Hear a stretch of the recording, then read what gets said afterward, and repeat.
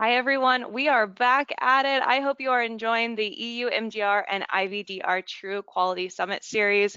This next session, I'm very excited for it. The essentials for clinical evaluation of medical devices. I know me personally, I have been looking forward to this session all week. My name is Taylor Brown and I am a senior medical device guru here at Greenlight Guru. I'll be your moderator for the next 45 minutes, so sit back and relax. Before I introduce our speakers, Michael Brillhart and Patti Rossman from Globio, a few quick logistics. We will have time for Q&A at the end, so please submit your questions throughout the presentation. We'll go through them.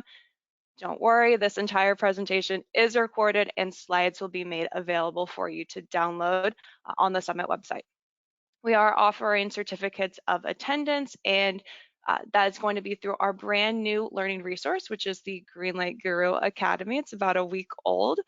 So pretty soon we'll have more free courses on MDR and IVDR in the Academy. So make sure you sign up now to get free access and be out on the lookout for our follow-up email next week with more information. Patti, if you want to hit the next slide for me. If you are curious about Greenlight Guru and how our medical device QMS can help you simplify your transition and maintain compliance to EU MDR and IVDR, as well as many other regulatory changes that are going on right now, be sure to head over to our website and request a demo after today's session. So now the moment you've all been waiting for, here's an introduction to our two presenters today. An innovator, Patti started Globio 11 years ago to help other companies improve performance and combat their efficiencies. Today, Globio provides companies in medical devices, pharmaceutical, software developments, biotech, and laboratories with consultative services that get them on the right track to regulatory and quality compliance through efficient computerized workflows. Under her leadership, Globio has provided a host of consultant services to U.S. companies from coast to coast, as well as internationally. With Globio's team of experts, many with them over 20 years of FDA-regulated industry experience, they work directly with their clients, developing relationships based on providing professional services and expertise, as well as building trust with their clients. We also have Mike here. Mike is a quality assurance and regulatory specialist with Globio. He was in the Navy nuclear power program for 10 years and has been in the pharmaceutical industry for the past 18, where he has focused experience with aseptic processing, including the productions of combination devices for injectables. And as Patti and Mike and I were talking about before this presentation, we are so excited to partner together to really create this True Quality Summit and be able to present to you information about clinical evaluation. So without further ado, Patti, Mike, take it away. Thank you so much, Taylor. And we really thank Greenlight Guru for the partnership and for this opportunity to share our knowledge at this summit.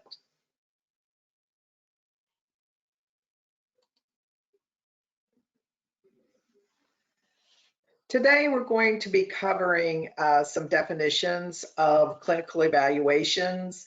We're going to talk about developing the clinical evaluation report, the components of and process for clinical evaluation reports, establishing equivalence of your product to other marketed devices, common mistakes made in clinical evaluation processes. I know none of us make mistakes, but sometimes there are things to be aware of. Performing post-market updates and getting some assistance if you just don't have the staff or the time to come up to speed on compiling a CER.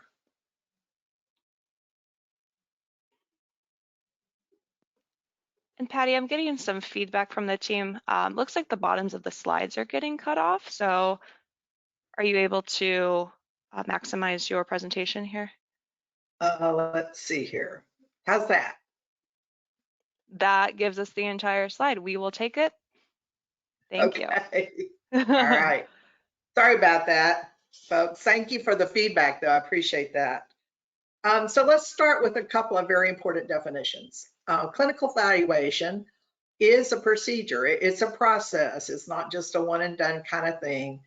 for the collection and analysis of clinical data pertaining to a medical device and the evaluation of whether sufficient clinical evidence exists to confirm compliance with relevant essential requirements for safety and performance when using the device per the instructions for use.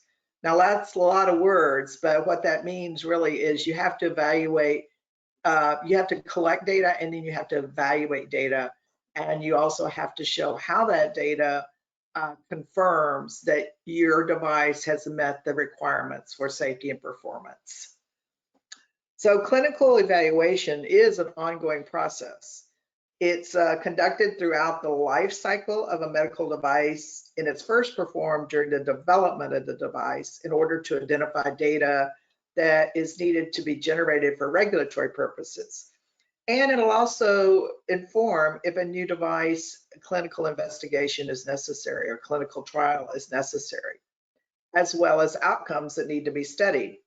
It's then repeated periodically as new safety, clinical performance, and effectiveness information is obtained during the use of the device.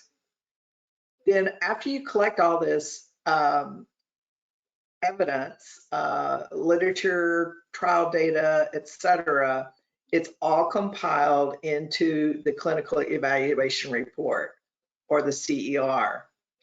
The CER is also a living document that requires regular updates, particularly in response to clinical safety or performance events or concerns. The ultimate purpose of the CER is to demonstrate that the device achieves its intended purpose without exposing patients and users to undue risk.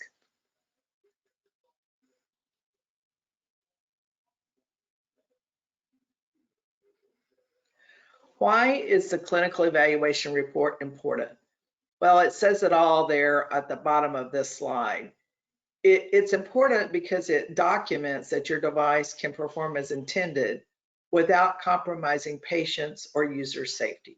And that's the whole purpose of the CER.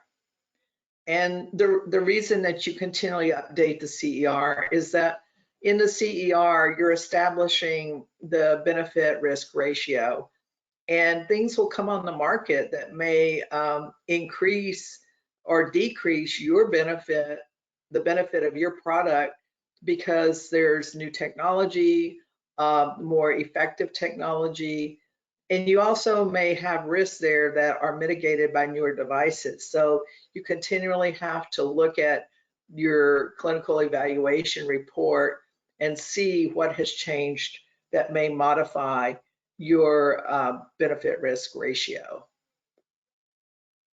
So let's talk about the overview of how a clinical evaluation is performed. It's performed based on direct and indirect data. Direct clinical data can be generated through pilot studies or clinical trials. And by the way, class 3 and class 2B implantables do require clinical trials with very few exceptions. Direct clinical data can also be generated through post-market surveillance. Direct data also includes registries, publicly available data, and literature on your device. So sometimes we have, especially with older devices, we may have some direct clinical data that was generated when we first launched the product. But typically, we're going to have to do a pretty good literature search to find additional data that we can use in our clinical evaluation. I didn't talk about indirect clinical data, but indirect clinical data is also found during this relevant literature search. And indirect clinical data is that data that is generated on a device that is either equivalent to your device or is similar to your device, or maybe it's equivalent to your device and has a slightly different population that's been studied in the literature. So that's indirect clinical data. And both of those kinds of data are important to include during your clinical evaluation. You do need to get this data by doing a literature review. And you do need a protocol for doing the literature review. You can't just start looking through the internet for relevant papers that you might want to use. You actually have to have a systematic way to do this search. And I'll talk about that search in a little bit more detail in a minute. During the definition of your protocol or your plan, you need to define the objectives of the literature evaluation. So if there are safety risks that have been identified in association with your medical device, that would be one of the objectives, is to search the literature for additional information on that particular risk. If there are very clear benefits that have been defined, but for your device, that would be another objective, to really look for those benefits in the literature. And finally, you need to establish which sources of information will be used for searches and be consistent about using those sources as stated in your protocol or your plan. I keep going the wrong way, sorry. So let's talk a little bit in depth about building the CER. We talked earlier about manufacturers identifying clinical data through their clinical trials or clinical evaluations or clinical studies, protocols for pilot studies that have been performed. As consultants, Mike and I, of course, don't have our own medical devices. We do clinical evaluations and write CERs for other people's medical devices. So most of the manufacturers of the devices, if you go to your clients, or if we go to our clients and talk to the engineers, talk to the product managers, talk to the marketing people, talk to the scientists, they will know a lot of the data that is out there for those devices, and they're a wealth of information, and that's where you should start, especially when you want to determine your search terms that you're going to be using in your literature search. So it's a team effort. It's not just one person that should do this clinical evaluation. It's a whole team of people, multidisciplinary team. When you do use your clinical trial data from the manufacturer in your clinical evaluation, if you have some, you want to make sure that when you build a CER, you list the summaries of the clinical trials. The clinical endpoints need to be defined in the CER. You need to talk about the population that was enrolled in the trial or the study. You need to summarize the data that was collected, discuss adverse events, and finally present the statistically relevant results of those trials. So this could be a big part of your CER. Then the literature search. This is perhaps, if you've kept up with your clinical evaluation throughout the years of your device, the literature review for your clinical evaluation can be the most time-consuming part of writing the CER. It needs to be a systematic approach, which is why you need to write a protocol or a plan to follow in order to do the literature search. Protocols assure that you can do the same search each time you modify your CER, and auditors sometimes use it to verify that you've done a complete search. They will use your search terms and the databases that you've chosen and make sure that they get the same results that you got. When you do your search, you're going to be returned some hits or some citations. You need to appraise those citations or that literature by considering several criteria, and this criteria may differ with the different devices, but In general, we consider suitability of the literature. So is it based on our device? Is this a comparison paper of our device and other devices? Is it a comparison of our device and some other treatment for a medical condition? The applicability, it needs to be considered. So is this literature about other devices, but they're very similar to our device, or they use the same technology? The population studied needs to be considered. Is it a good population that is similar to the population that we are treating, that our labeling tells us that we can treat with our medical device? And finally, the quality of the literature is a big component of whether or not that literature is going to be useful for your clinical evaluation and your report. And by quality, we mean, is it published in a peer-reviewed journal? Is it generated from a randomized double-blind control study with a placebo?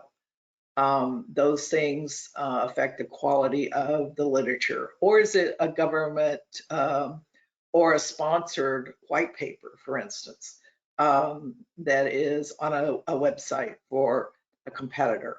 That might be a little bit biased, but you would have to judge that based on what the content of the paper is. You do need to understand the product, and this is again why Mike and I as consultants would go to the sponsor, the manufacturer, the customer, and understand the product to determine which search terms to use in our literature search. We want to avoid search terms that are too broad because we don't want thousands of articles that are not pertinent showing up. Set up your search so that you get not only titles, but also abstracts returned so that you can more easily determine whether you should get the actual article. Because once you decide that this is appropriate to evaluate in your clinical evaluation, if the literature is appropriate to evaluate, you will have to read the whole article. And that can consume a lot of hours. And that's why I say frequently this is the most time consuming of your clinical evaluation, other than if you're doing clinical trials, obviously. In searching the databases, pick around 3 of them and search each one using the same search terms. And I usually think about 5 search terms is about the right number of search terms. Of course, it depends on how complex the device is and how many competitors are on the market, how many equivalents are on the market, but generally around 5 and around 3 databases to search. So examples of databases that you might search are PubMed, Medline, Embase. There's a lot of them. Even US safety databases, MAUDE, for example. Most of the databases are resident, or they were hosted and started in the US. Most are free to search. There are a few you have to pay for. So once you get your results, the first thing is to eliminate duplicates. You're going to have a lot of duplicates because these databases all pull from the same sources, and you may have 100 hits from each database, and you may have 25 of those that are duplicates. So you need to call those out. Next, you want to so you have your search terms, you have your titles of your citations, and you have your abstracts. So based on those abstracts, you're going to decide which are the most relevant for you. And once you determine that relevancy, you'll need to get those articles based on the criteria that you specified in your protocol for suitability, applicability, population, and quality. You'll need to assess each of those articles. You'll tally the results of your criteria scores or your assessment scores. and put those in a table in your CER so reviewers can see that you have done your due diligence.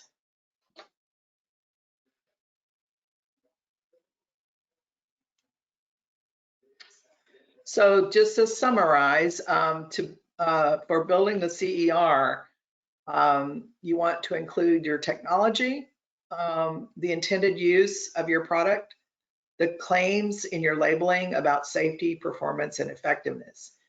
You need to include the nature and extent of the clinical data that has been evaluated, and you need to add an explanation of how the information documents the safety, performance, and effectiveness.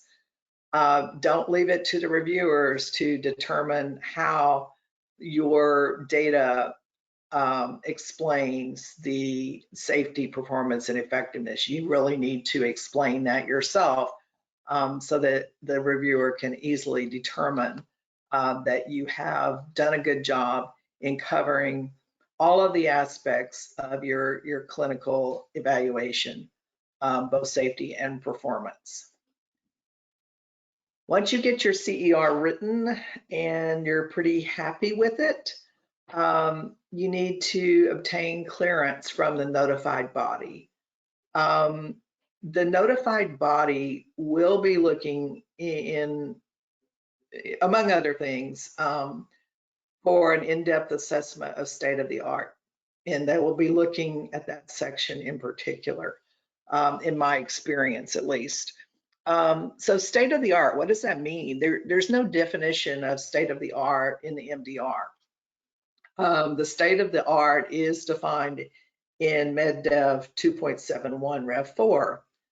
And it's defined as the current knowledge in the corresponding medical field, such as applicable standards and guidance documents, information related to the medical condition managed with the device and its natural course, benchmark devices or other devices and medical alternatives available to the target population. So if your device, for instance, has been on the market for decades and there are other devices that are technically superior to yours and present a lower risk than yours, they reduce the benefit of your device and increase the risk side of your benefit risk equation.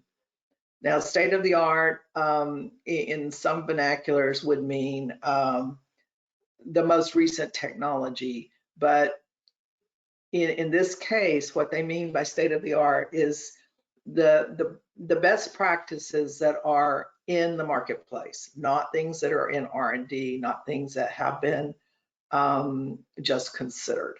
It's what's in the marketplace, best practice. Finally, you submit your CER to your notified body as an attachment to the European CE technical file. And that's in a nutshell how it's done. Of course, there's lots of nuances and depending on the device, the complexity of the device, the technology and how old the technology is, and the risk, there's a lot of things that are nuances that are included in your clinical evaluation. The clinical evaluation is done in stages, and I'm going to turn this over to Mike to talk about the stages for the evaluation. So Mike, go ahead. Hi everyone, I hope you can hear me today. So we're going to start basically with the components of the CER, and Patti has described quite a few of these already, so we'll go into a little bit more further detail and discuss the stages. So as Patti was saying, it's very important to have a systematic approach and a plan and a protocol, and there are several reasons for this. Of course, you don't want to start including data that you may not need or go down a path that doesn't support, your device, finding the information for your device, or establishing equivalency. And also, this is a living document. You're going to have to go back and update the file later. So it's very important to have, kind of a clear set of rules so that you can understand it, as the years go on also. So Patti, I think, went over all the details about identifying that pertinent data and how to get, good literature and what to look for. And I think probably the next stage after, of course, you've gathered that data is to go deeper into really evaluating the quality of the data, and that's the appraisal of that pertinent data, which again, Patti mentioned on. You have to ensure that the clinical trials you're referencing and the material that you're referencing was done appropriately. There was no bias from the manufacturer or from the medical institution performing the study, that they chose good statistical methods, and that the endpoints are appropriate for your device. You don't want to be referencing data that basically has falsehoods in it or that are just not adequate. Okay, so really evaluating that quality of the data is the first step you want to do before you go down to evaluating and analyzing the data itself. And Patti, we can go down to the next slide. And analyzing your clinical data is almost like doing a clinical trial study yourself. That's when, just as Patti said, you have to prove from the data that you gathered that your device is safe and effective. And if you don't have enough of the data, present, you have to go back and either perform a clinical trial yourself if you're missing data, or find the data from your equivalent device. And we'll go a little bit more into the equivalent device in a couple of slides.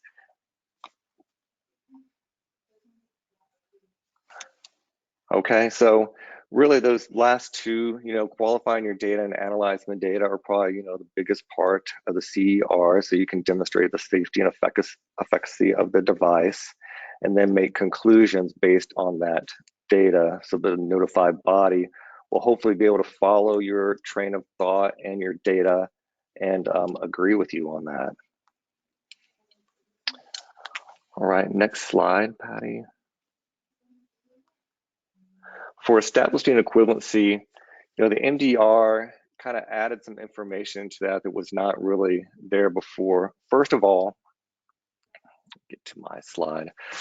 I guess about a year before the MDR came out, the MedDev really came down and really defined what equivalency was as far as having the same technical, biological, and clinical characteristics of the device that you have, which means it needs to be made from the same materials, needs to work the same, and have all the same type of characteristics. And the MDR took it a step further as far as if you want to be able to establish equivalency, if you have a class 3 or implantable device, you have to have access to that technical data of the device you are basically claiming equivalency to, even going so far as to having a contract with that company so that you can have updates to that technological data as time goes on.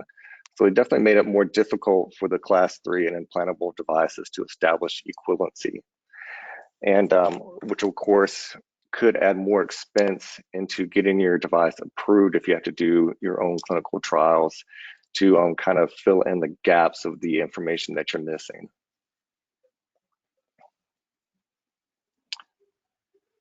Okay, next slide.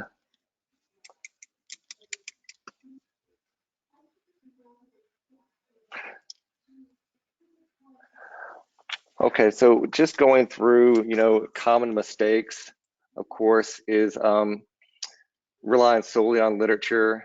If you have a high-risk device, a class 3 device, you may have to have clinical data really to help define that risk. A lot of times people are going to use multiple equivalent devices. If you are possibly missing some of the data from the primary device you picked, you may be able to have another equivalent device that you can gather data around to fill in those gaps.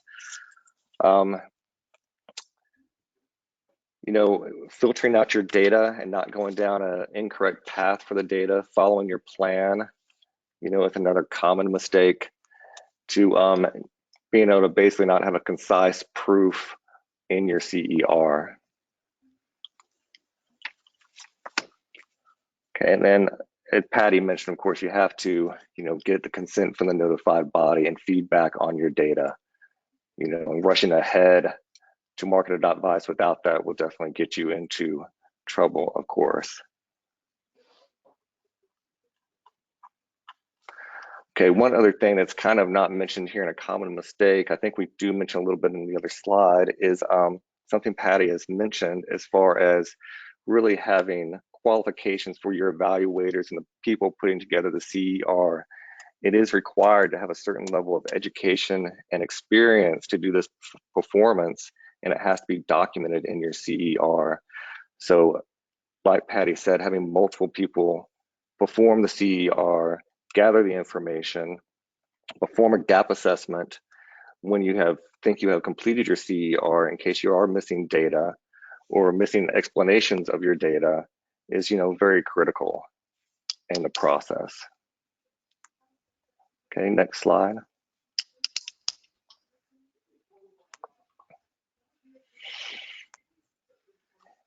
And then coming down to, again, while it's very important to have a systematic approach to your plan, is if you do have a class 2 or class 3 medical device, you're going to be required to do post-market studies and post-market clinical follow-up studies. And this is, a very, planned out way of doing post-market surveillance where you have certain data you're trying to attain, again, endpoints and criteria to keep monitoring your device. And the purpose really is to find out if there's an emerging risk with your device so that you can identify it early and take appropriate action. So for these post-market follow-ups, it just depends on the classification device, on how often you have to do it and do these updates to your CER. And typically class 3 devices are going to be annually, and anything that's considered a critical device. Otherwise, it might be every 2 to 5 years that you're going to do these studies. So identifying the requirements of these studies early are very important. It will add expense to the product and to the process going forward. And this has to be done for the lifetime of the product. And that is a little bit of an area that's not clearly defined in the NDR. What is the lifetime of the product? And it has to be kind of defended in the CER, on a case-by-case basis on what you're saying the lifetime of your product is and how long it will be used. Okay, next slide.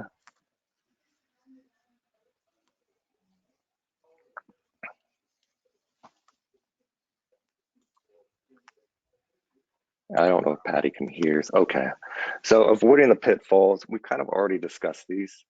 Remain objective in your literature search, follow your plan, prove your data with your literature, and then form a gap analysis. Find out where you're possibly missing information for your device so that you can gather the information, perform a risk assessment on the gap to find out if a clinical trial may be necessary, and then get the expert help you need in doing the assessment, performing the CER, and doing a review of the information. Okay, I think that kind of brings us to a wrap up of the CER, and we're into the time for questions and answers. You sure are. Thanks, Mike, and thank you, Patti, for the presentation. We have a lot of questions coming in, which is great. I think clinical evaluation is one of those things you read about. Maybe I'm just one of them, but I read it, I'm like, oh, that sounds easy. And then when actually you go and do it, you're like, wow, there are a lot of moving parts to this. So there's some very specific questions about different classes and different types of devices that we'll likely follow up with after today's presentation. However, we have some more general questions I'd like to share. Patti, there's been a lot of questions about the objectiveness of the literature review. I think something that people have asked me before is, can I Google this? Probably not. No, you need to use the databases that you talked about. But would you mind sharing a bit more about how these companies can establish objectives and really make them measurable, how to use statistical methods, what statistical methods do we need to be using here? Well, to answer the first part of it, can I just Google this? You can actually Google it. Google does, I think, have a scientific database, but you're going to get thousands and thousands of hits. And trying to wade through that is just going to be nearly impossible. So how do you go about determining, and I hate to say this, but determining your literature search and how to make it unbiased depends on the complexity of the device.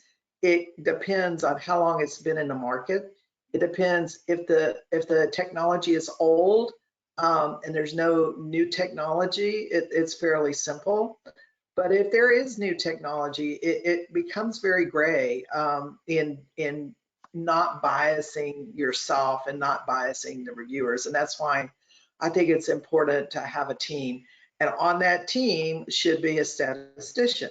I'm not a statistician, so I can't really tell you what the best methods are, but you should include a statistician on your team that's doing the clinical evaluation, because they're the person that is going to be able to test your data, look at your tables and see what the significance of your data is, and is it enough significance to power your conclusions. So I know that's not a very good answer, but the bottom line is it depends.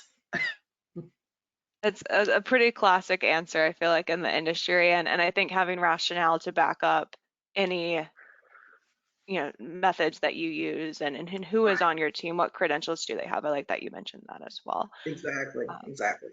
And I might add too, for some devices, you don't always have to have an MD as your reviewer. You may need to have someone, for instance, it could be a physical therapist who has knowledge of the particular state of disease or medical condition that your device is treating. It could be a pharmacist, it could be a nurse, it could be a medical technologist. I know I'm sometimes a reviewer, the main reviewer of data when it comes to laboratory or phlebotomy type medical devices, because that's something I have expertise in. So it really depends on the expertise, and you're right, you need to say that in your CER, who these people are and what kind of expertise they have. Absolutely, absolutely. And I think in that same vein, Patti, you mentioned it coming up with a protocol on how we're searching for that data. It makes sense. I mean, we live in a regulated industry. If you don't document it, it didn't happen. Does that quite literally look like go to this database, search for these terms? In your experience, what do those protocols consist of? Yeah, it does. That's exactly what it means. Okay. And the purpose of having the protocol is so that it's repeatable. That's the purpose of having any protocol. So the worst thing that can happen is that you go for, you're developing a medical device, you put it on the market, year one, you search the literature, 5 years later, you search it again, and you use different search terms and different databases, and everything's different. There's nothing the same, no hits are the same. That creates a big problem because you have to harmonize that somehow and provide rationale for why did this change so drastically. So you want to be consistent every time. You want to use the same databases and the same search terms. Now, if there's a new technology, obviously you're going to add search terms. But yes, that's exactly what it means. It's just like doing a validation protocol, for instance. Sure. The purpose of it is to be able to repeat it, to have other people be able to repeat it and get the same answers that you got. Yep, exactly. I like that analogy. That's great. Mike, I don't know if I'm going to pick on you next, but you mentioned something about incorporating, or I guess rather not incorporating data you don't need. We had a couple questions come up saying, we've been reviewing our clinical evaluation plan and have been asked about usability of the device, so maybe user interface issues, and incorporating that into the PMCF. Is that the correct place? What's the difference between PMCF and CER? Can you add any color there? I'm sure we could do another presentation on this exact question, but I think usability is certainly important. So that's going to a lot of times come out when you're doing that post-market evaluation. You know, before you're evaluating clinical data that's maybe even a very controlled situation, a controlled environment from a clinical trial, and then you start doing a real life, real world type of application of the device, you know, you're going to get different types of information. And that's one of the whole points of doing that post-market clinical follow-up, is to find out if there are issues with usability or maybe with the labeling and the intended use on the product, so you can identify that early. And that just feeds back up into the CER later. And just to add on what Patti said, you know, having that statistician, I think that's very critical, just to evaluate even the methods and the sample size of the data you're getting, you know, at least as a review of your data prior to submission. That makes sense. Another question I've seen come up a few times. Can you please explain a little further about obtaining clearance from the notified body before submitting a CER? They're asking, under MDG, MDR, isn't the CER submitted at the same time as the technical file? So how do you put the cart before the horse, or do you put the cart before the horse? Well, when I say obtain clearance, that means just talk to them. Yeah. Tell them what you're doing. Tell them that it's coming, and then submit it. And they're going to be looking for, like I said, state of the art, to see if you've assessed that correctly. The point is, don't just throw it over the fence. Work with your notified body, to, especially if it's the first time that you've worked with that notified body. I think over communication is key. Yes. Yeah. In all things. This question came up as well. It may be a little specific, but to what degree can data on so-called well-established technology serve as a documentation for performance and safety? If your technology is well documented, then that data can certainly be used to establish performance. Absolutely. Good deal. I think that's the answer they were hoping for. Yes. As far as updating goes, good rule of thumb, just to confirm, whenever new clinical studies are performed, do companies have to update their CER? They should. Absolutely. They should. That's the easiest time to do it. Yeah, I would say so as well. Do it as the data comes. If you have some safety data, or you have a recall or something like that, update it as it comes, because it's fresh. And if you have to do it historically, it makes it more difficult, obviously. Yep. About equivalent devices, a couple questions there as well. I guess first of all, does the device need to be 100% equivalent to call it an equivalent device? Well, it needs to be have the same intended use. Yep. Same population, same technology. So when you say 100%, you know, there are certain things that don't have to be the same, like design of aesthetics or things like that, but almost 100%. I think, yeah, Yes. and then just being Again, very any clear materials again. that come in contact. Yeah, any materials that come in contact with the body would have to be the same. Exactly. Yep.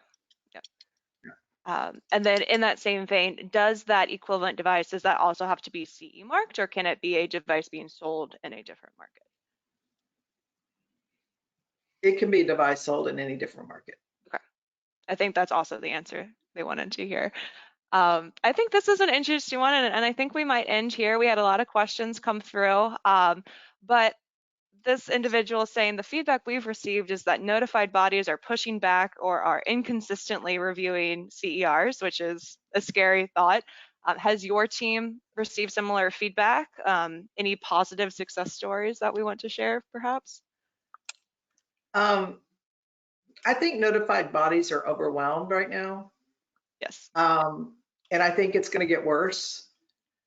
So my best advice would be to communicate. Try to build a relationship, because, you know, a notified body is people. It's it's not really a body, it's people. And just like everything else, they get overwhelmed, and communication is critical. So I can't really say that I've had great experiences, because I do think they're overwhelmed. And again, different notified bodies have different kind of requirements for the content and structure of the CER.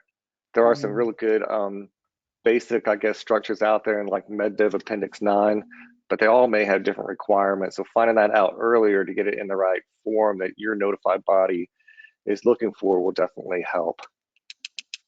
Absolutely, absolutely. I think that's just great over communication, like we talked about. I think that's the name of the game here, as it is with many other discussions with notified bodies and regulatory agencies. So Patti Rossman and Michael Brillhart, thank you so much for presenting. Thanks for Globio for partnering with us. This is the end of today's presentation. We have about 15 minutes before we start talking CE mark technical documentation. I'm going to head that way as well, as it sounds exciting. If you guys have any questions at all, you can see Patti and Michael's emails on the screen here, and the presentation will be made available to you after this week. So thank you all so much for presenting, and enjoy the rest of your day. Thank you very much, Taylor. Thank you. Bye. Bye-bye.